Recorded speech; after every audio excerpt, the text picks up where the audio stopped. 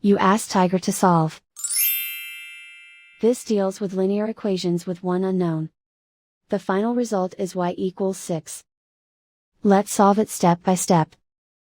Group all constants on the right side of the equation. Subtract 4 from both sides. Group like terms. Simplify the arithmetic.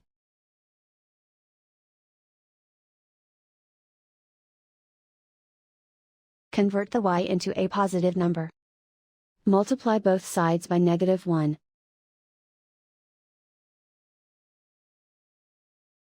Remove the ones. Simplify the arithmetic. And so the final result is y equals 6.